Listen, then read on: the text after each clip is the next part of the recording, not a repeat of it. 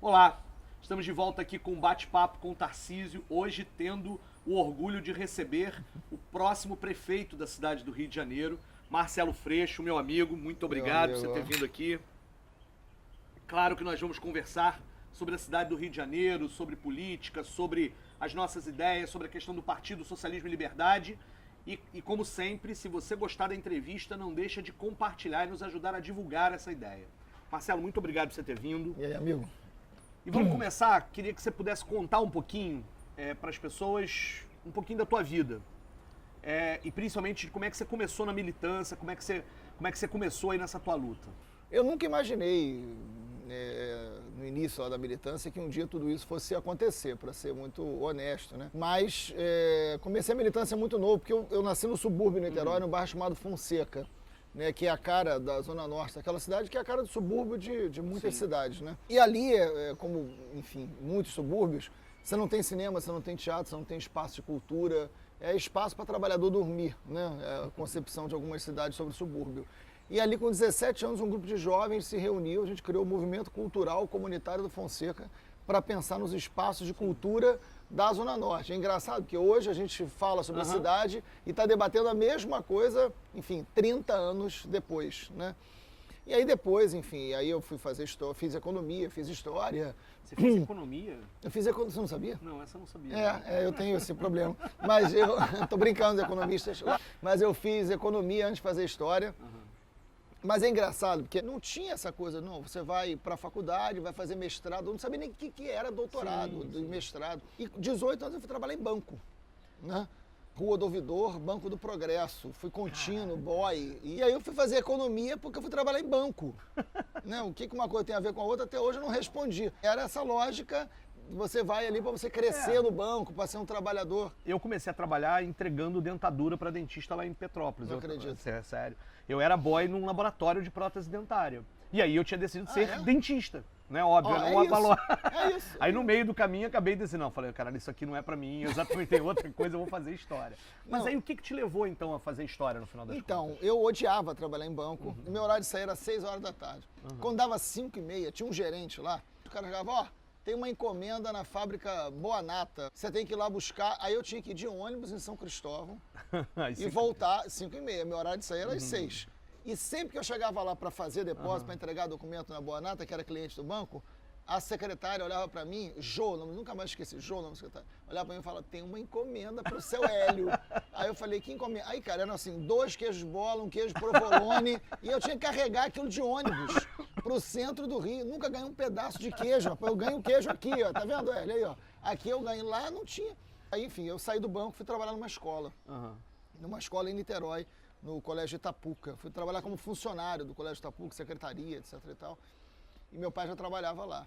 E aí, quando eu fui trabalhar em escola, eu entrei nesse universo de uma escola que era muito bacana na época e conheci professores de história, que são meus grandes amigos e foram pessoas que influenciaram muito na minha vida.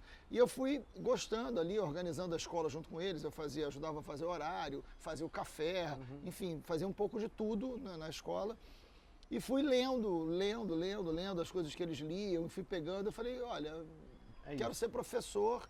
E aí larguei a faculdade de economia, não foi uma decisão fácil, para fazer vestibular para passar para a UF. E eu trabalhava na escola, abria a escola às 6h30 da manhã, para depois fazer a aula à noite, no esquema do intensivo deles, para poder fazer a faculdade. E aí eu consegui passar para a UF com um esforço bizarro. Eu lembro que era café e Coca-Cola, para conseguir ler pelo menos umas 2 horas depois chegava em casa para dormir, para acordar cedo no dia seguinte. Qual foi a importância da faculdade de História na tua vida? Gigantesca, cara. Primeiro que foi onde a gente se conheceu e ter sido aluno do Ilmar, né? Vamos fazer uma homenagem aqui pro Ilmar, né? Tomara que ele nos assista. Brinde ao Ilmar, Roloff de Matos. Ilmar. Depois a gente para de brindar, porque senão eu não consigo terminar o dia. Não, tudo bem, tranquilo. Mas aí, entrar numa universidade pública era algo que eu não pensava quando garoto. Né? Nenhum amigo meu, até aquele momento da minha juventude, tinha entrado numa universidade pública, do bairro, nenhum. Né? Então, quando entra, é muito revelador assim, de uma outra coisa. E é interessante, porque assim, quando eu era moleque, com 14, 15 anos, essa coisa de se apaixonar por futebol, o único campo que tinha no Fonseca, tinha o campo do Mineirinho e tinha o campo do Presídio.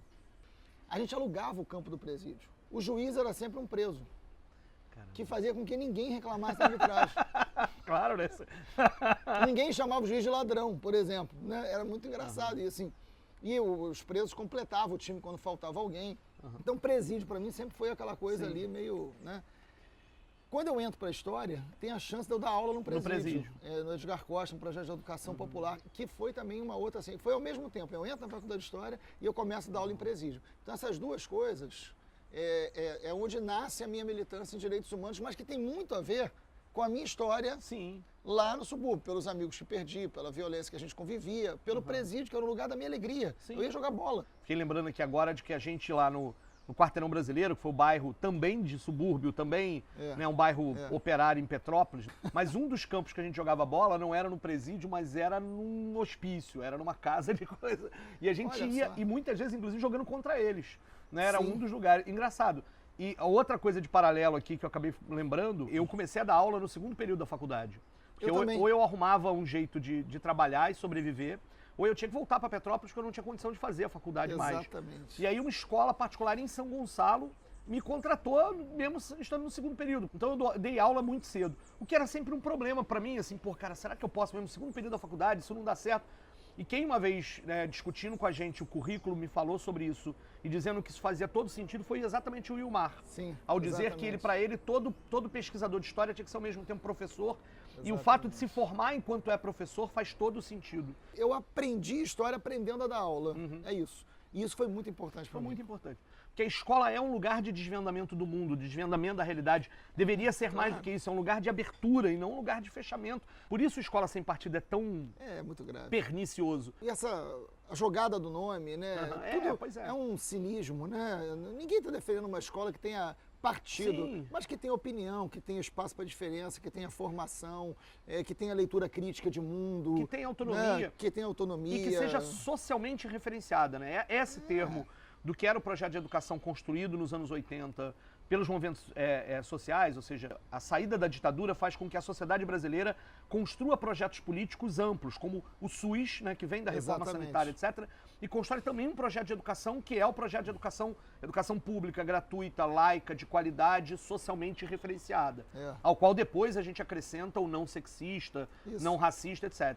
Mas isso vai acompanhando a evolução dos debates. Exatamente. Mas essa perspectiva de defender de que a educação tem um papel no mundo e um papel crítico ao mundo, ou seja, isso de leitura crítica. E de leitura crítica.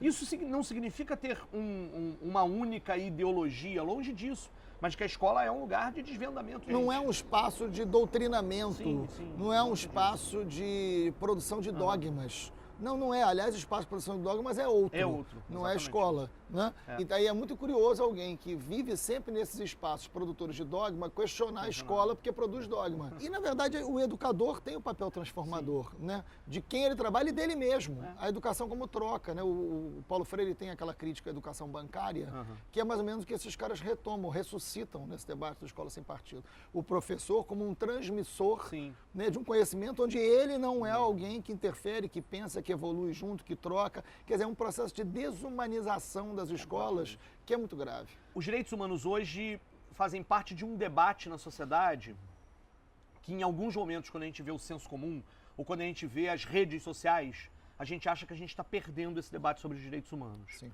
Por que você acha que esse debate chegou nesse ponto, nesse nível?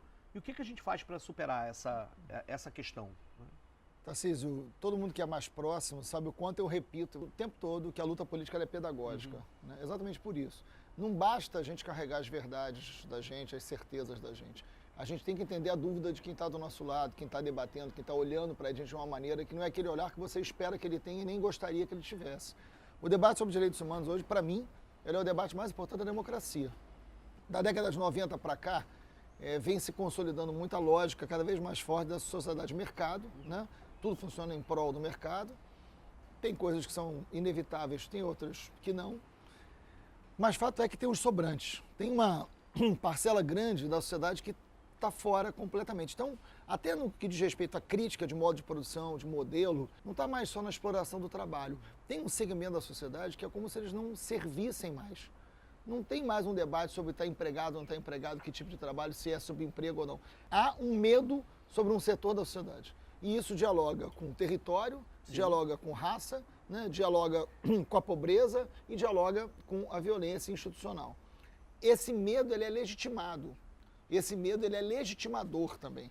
Então o debate sobre direitos humanos ele se tornou, para mim, um debate central. Eu carrego esse debate há muitos anos. A luta de classes, que eu ainda acho que move a história, ela é essencialmente um debate de paradigma de direitos humanos. Porque tem um setor da sociedade que o debate não está mais em se tem ou não tem direito, tá? Em se é humano ou não é humano. Porque o trato, a linguagem, a forma, a abordagem, a relação com os meios de comunicação é como se não existisse humanidade. Há uma ruptura ética com o setor da sociedade, ou seja, o que acontece com eles não é o que pode acontecer comigo, eles pertencem a uma lógica de barbárie que eu não me identifico, então qualquer coisa que aconteça sobre eles está de alguma maneira legitimado. Desde a narrativa ao sentimento, a coisa mais própria, o debate sobre direitos humanos ele é muito pedagógico, ele é muito fundamental para a gente entender qual é o senso de justiça, de sociedade, qual é o modelo de economia, de desenvolvimento que a gente quer.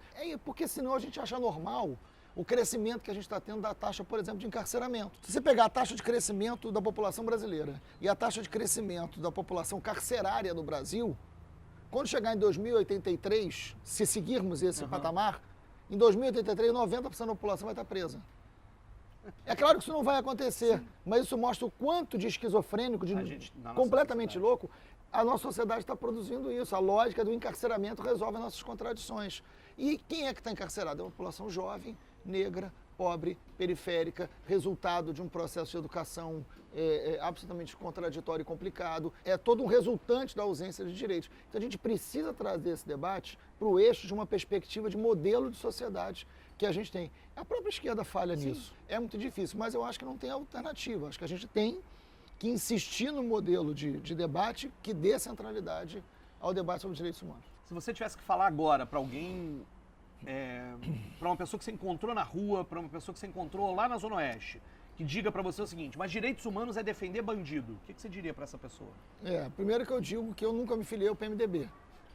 Então não é uma defesa do banditismo, né? Não é uma defesa do ato, da violência, evidente que não é isso. Eu escuto muito isso, assim, o dia que você for vítima da violência, você vai pensar diferente, né? Eu já fui, né? Eu perdi meu irmão brutalmente assassinado, completou 10 anos agora, né?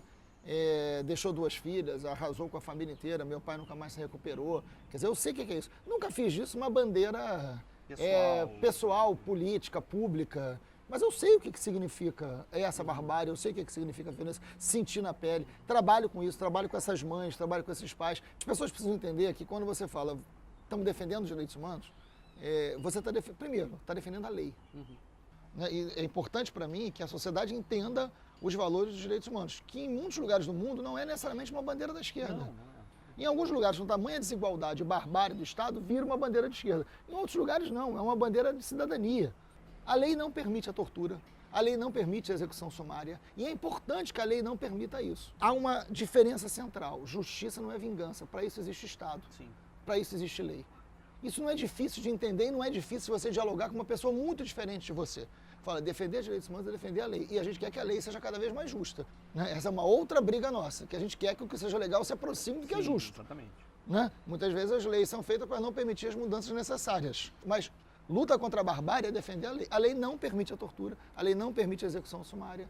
Então, é disso que a gente está falando quando a gente fala. Isso não significa que quando você pega uma pessoa que fez algo absolutamente violento e diz ele não tem que ser morto, ele não tem que ser espancado, ele não tem que passar por aquilo que ele fez, você está criando um patamar mínimo de relações humanas numa sociedade. A defesa dos direitos humanos, no final das contas, é uma defesa, sobretudo, do direito dos pobres e, portanto, aqueles que estão muito mais pelo sistema pressionados a muitas vezes estarem entre a população que vai ser encarcerada, entre a população que vai ser punida, que não vai ter direito à defesa, que não vai ter direito a resistir a esse sistema punitivo penal. O direito que a gente a ter direito. Exatamente. O direito a ter direitos é, sobretudo, um direito que a gente luta para que os mais pobres tenham, porque os poderosos, né, já estão lá. E todos os vários casos que a gente tem de diferença, de desigualdade do tratamento na questão da punição entre aqueles que têm condições, são ricos e os que são pobres, é fundamental por isso. Ninguém discute a importância hoje do direito do consumidor. Tem muito espaço na mídia, tem espaço nos poderes legislativos, as comissões de direito do consumidor são enormes. A lógica do direito do consumidor, ela é uma lógica que não é de direita e de esquerda, é uma lógica de cidadania. Eu sempre brinco dizendo que os direitos humanos cuida daquele que não é atendido pelo direito do consumidor. É verdade. Quando você é atingido num direito seu, que não é o seu direito de consumidor, é o seu direito relacionado à sua dignidade, à sua moradia, à sua vida, aí você vem para os direitos humanos. E como você não tem o direito do consumidor, porque você não está nesse mundo da lógica do consumidor, você não é visto como tradicional consumidor, naquele que foi ferido de um direito tão fundamental que é do consumo, você cai para os direitos humanos. Isso rapidamente é confundido com o direito de banditismo. Por quê? Porque aí tem a ver com a cor, com o lugar, né? É isso, tem a ver com o medo, com toda uma visão que você tem de uma sociedade que divide dessa maneira. E assim está terminando o primeiro bloco do Bate-Papo com Tarcísio, hoje com Marcelo Freixo, candidato a prefeito 50. Se você gostou, não deixe de compartilhar. E saiba que semana que vem tem mais. Não perca a segunda parte do programa do Bate-Papo com Tarcísio. Até lá.